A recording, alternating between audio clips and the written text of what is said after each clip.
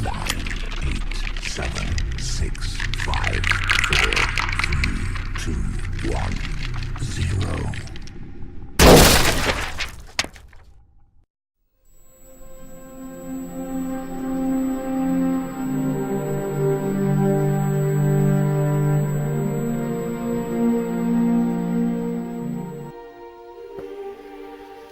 Madame Bovary takes place in provincial northern France near the town of Rouen in Normandy.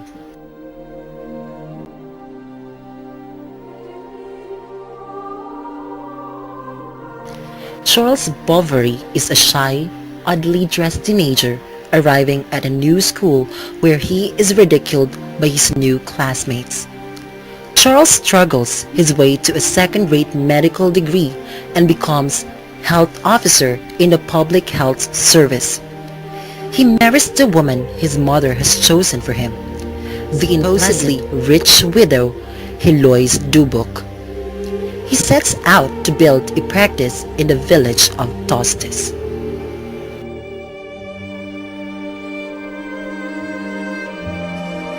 One day, Charles visits a local farm to set the owner's broken leg and meets his patient's daughter, Emma. Emma is a beautiful, daintily dressed young woman who has received a good education in a She has a powerful yearning for luxury and romance inspired by reading popular novels. Charles is immediately attracted to her and visits his patients far more often than necessary until Heloise's jealousy puts a stop to the visits. When Heloise dies, Charles waits a decent interval before courting Emma in earnest. Her father gives his consent, thus Emma and Charles marry. The novel's focus shifts to Emma. After he and Emma attend an elegant ball given by the Marquis d'Aubervilliers, Emma finds her own married life rather dull and becomes listless. Charles decides his wife needs a change of scenery and moves his practice from the village of Tostes to the larger market town of Yonville.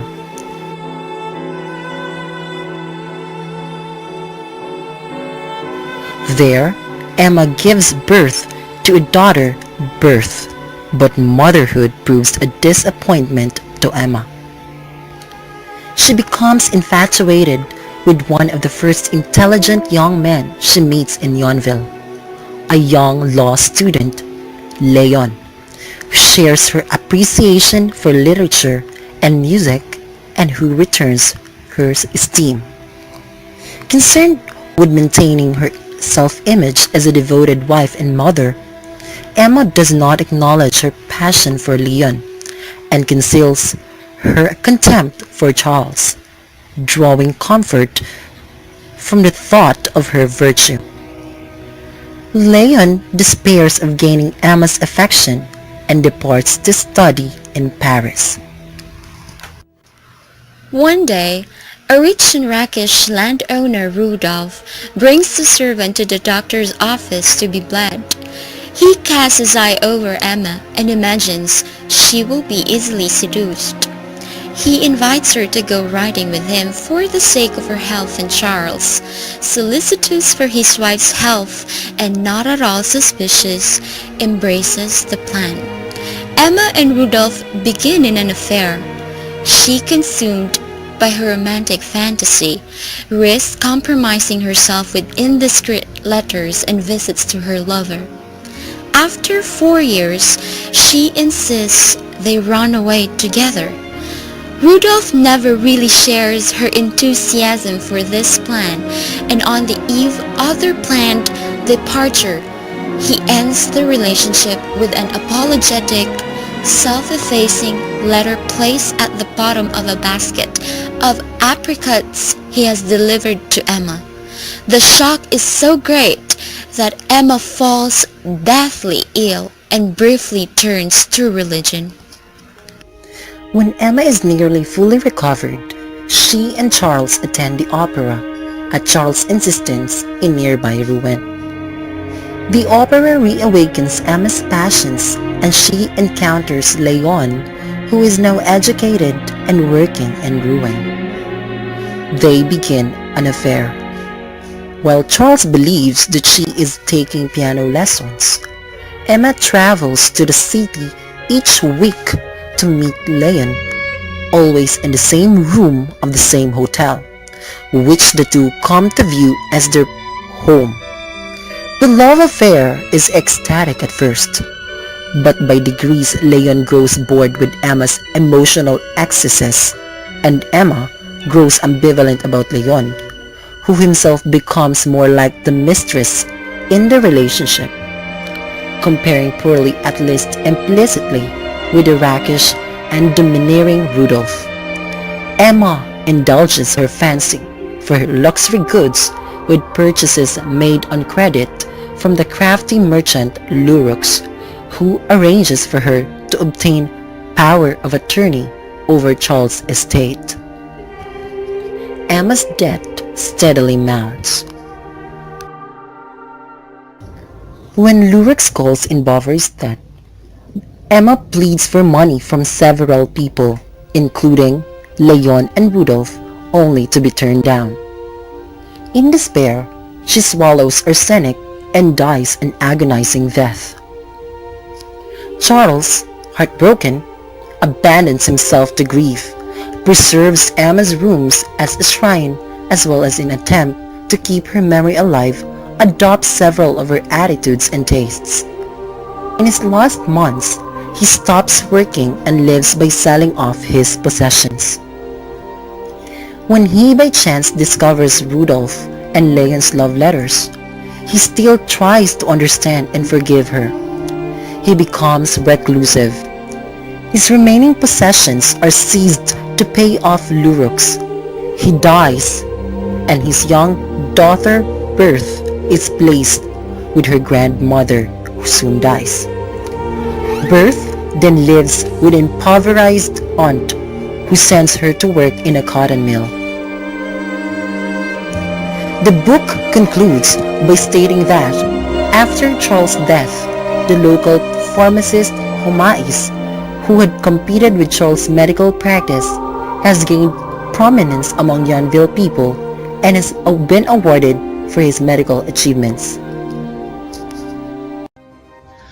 We are done presenting the summary of the novel. Now let's move on to the analysis of the themes, motifs, and symbols of the novel. Let us start the discussion with the themes. Themes are the fundamental and often universal ideas explored in a literary work. In the novel Madame Bovary, we have identified 3 themes. These are the inadequacy of language, the powerlessness of women, and the failures of bourgeoisie. The strong sense of the inadequacy of language is in part a reaction against the school of realism. Although Flaubert was in some senses a realist, he also believed it was wrong to claim that realism provided a more accurate picture of life than romanticism. He deploys ironic romantic descriptions to establish a tension between various characters' experience of events and the real aspects of life. By combining ironic romanticism and literal realistic narration, Flaubert captures his characters and their struggles more fully than a strictly literal or a wholesale romantic style would allow. Other than the inadequacy of language, the powerlessness of woman has been identified as one of the themes of the novel. Emma Bovary's hope that her baby will be a man because a woman is always hampered is just one of the many instances in the novel in which Flaubert demonstrates an intimate understanding of the plight of woman in his time. We see throughout Madame Bovary how Emma's male companions possess the power to change her life for better or worse, a power that she herself lacks. Even Charles contributes to Emma's powerlessness. His laziness prevents him from becoming a good doctor, and his incompetence prevents him from advancing into a higher social stratum that might satisfy Emma's yearnings.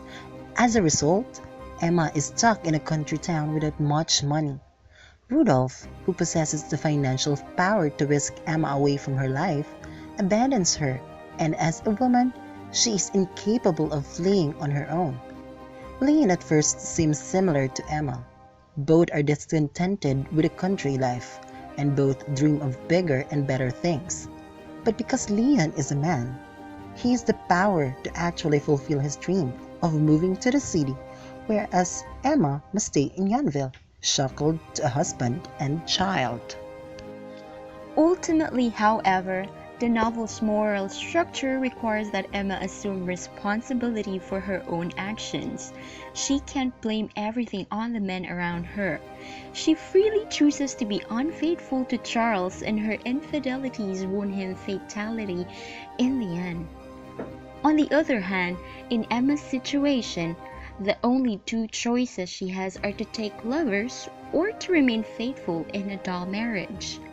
Once she has married Charles, the choice to commit adultery is Emma's only means of exercising power over her own destiny.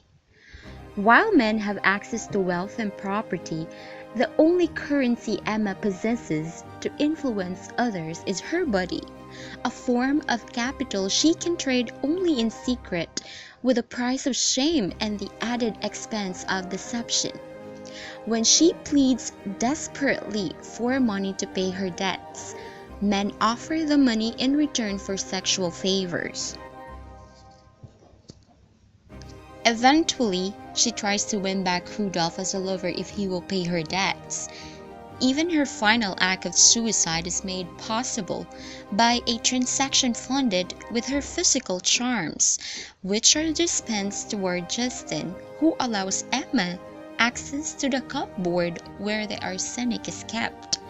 Even to take her own life, she must resort to sexual power, using Justin's love for her to convince him to do what she wants. Lastly, the failures of the bourgeoisie. Emma's disappointments stem, in great part, from her dissatisfaction with the world of the French bourgeoisie.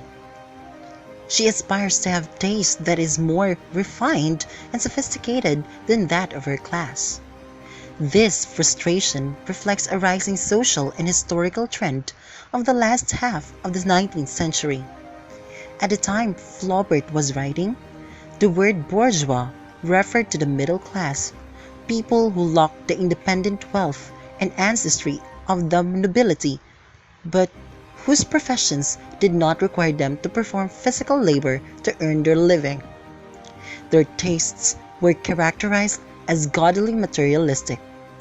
They indulged themselves as their means allowed, but without discrimination. The mediocrity of the bourgeoisie was frustrating to Flaubert, and he used Emma Bovary's disgust with her class as a way of conveying his own hatred for the middle class. Madame Bovary shows how ridiculous, stifling, and potentially harmful the attitudes and trappings of the bourgeoisie can be. Let us discuss the motives of the novel. Now, when we talk about motives, these are recurring structures, contrasts, or literary devices that can help to develop and inform the text's major themes.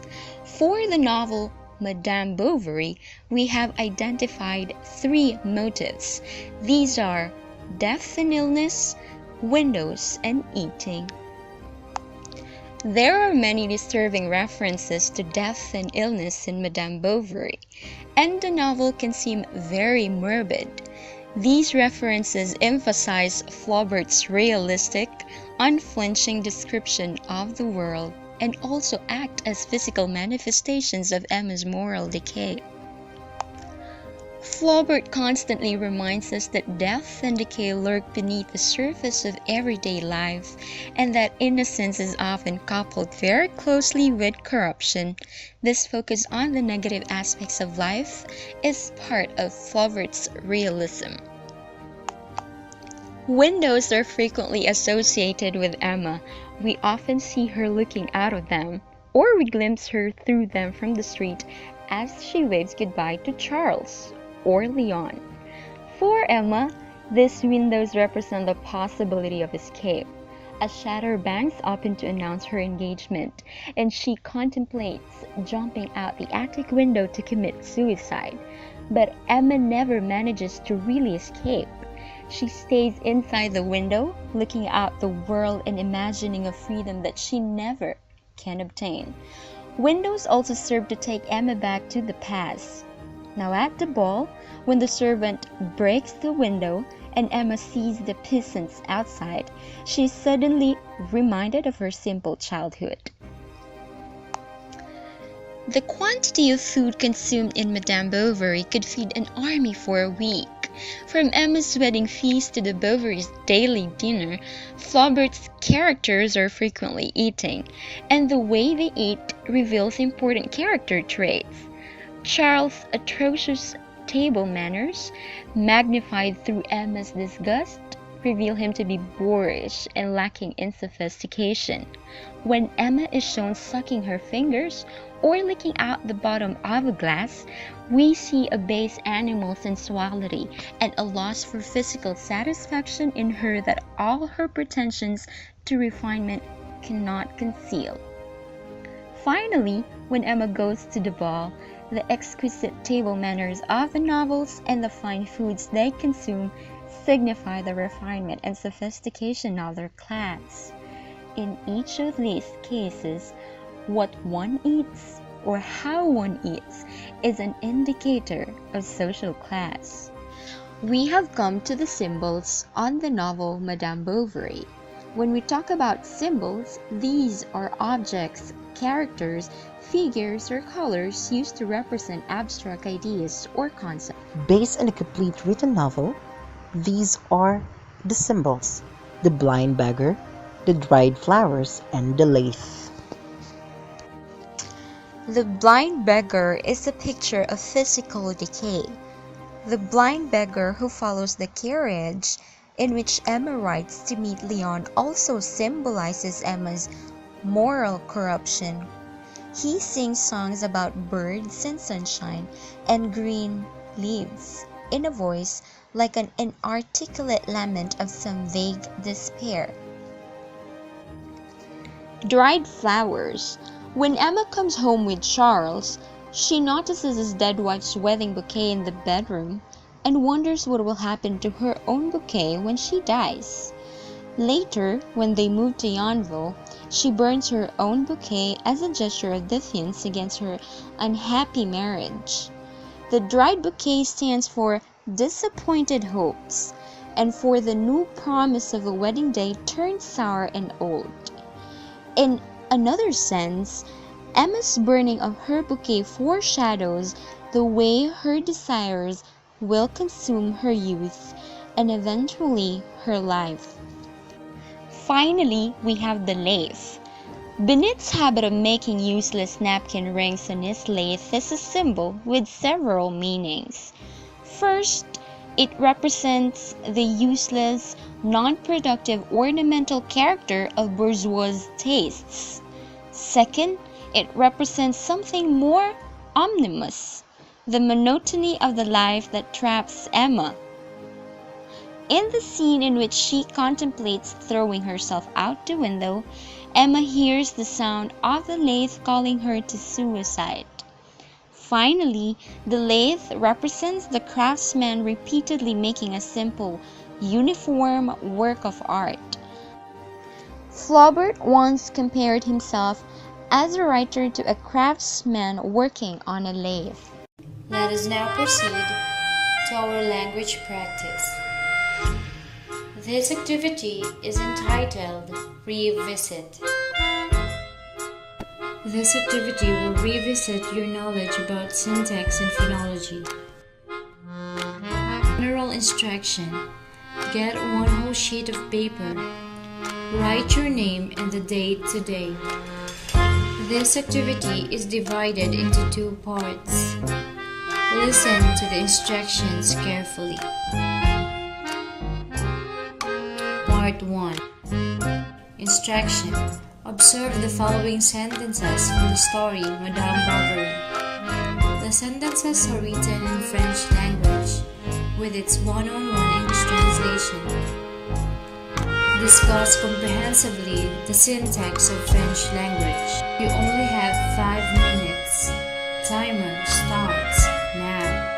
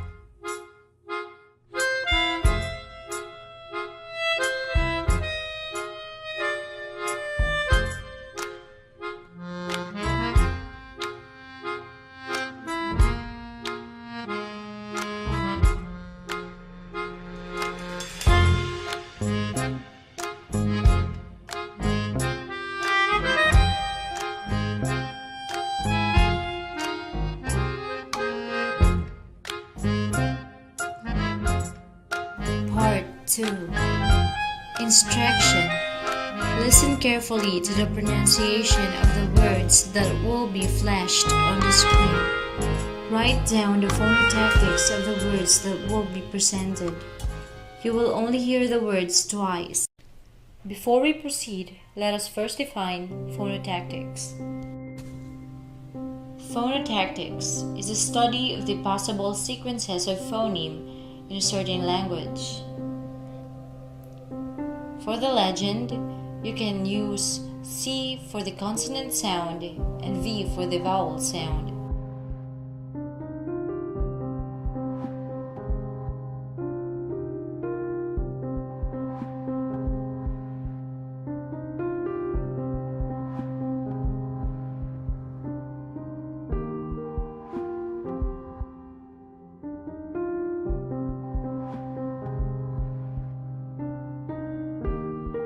maître, maître.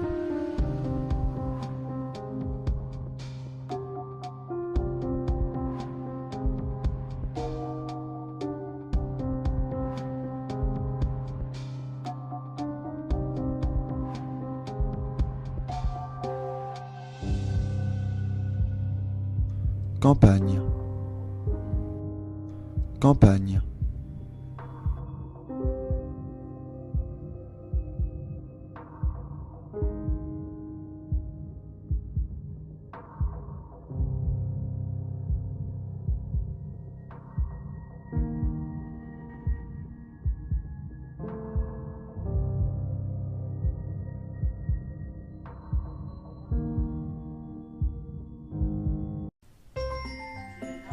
Now that you are all done, please exchange your paper to your seatmate. We will now check your answers. For the part 1, the reporters will be the one to check your answers. For your information, your core argument must be French language observes SVO in their sentence structure. Are you guys ready? Let us now check the part 2 of your activity.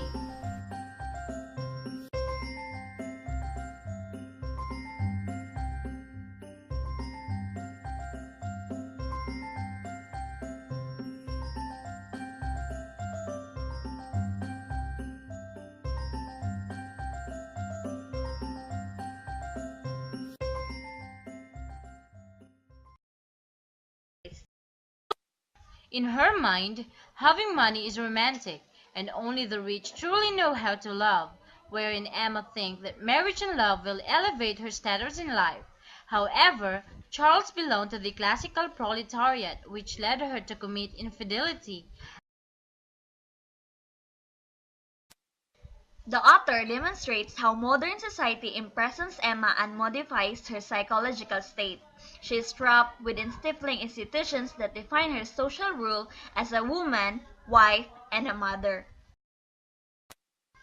Flaubert conveys that vulgarity and brutality of industrialized times and attacks its main representations: marriage, agriculture, trade, bank, science, class, religion, law, medicine, and education. Rather than being content with the life she leads, she is constantly struggling to push her way into the world of the wealthy, where she feels she belongs. Emma, or Madame Bovary, in her desperate attempts to buy her way to a happy life, ends up destroying herself and trying to be someone she is not. Thus, being a proletariat of Madame Bovary pushes her towards committing adultery, for materialistic fulfillment and to get away from being bored with Charles in order for her to be in bourgeoisie class, which causes her struggle and debts. Due to her tragic circumstances, Emma's only way to escape her unfruitful marriage and problems is to commit suicide. Ouch! Oh. For our last activity tonight, we will have our plot analysis. One of the videos gave the themes, motifs, and symbols of the novel of Madame Bovary. Now, in a one whole sheet of paper with your name, you will have to analyze the following: the conflict, complication, climax, resolution, and denouement of the novel of Madame Bovary. We do believe that you have experienced this kind of analysis. This serves also a sort of review of your background knowledge about making a plot analysis, so you may start now.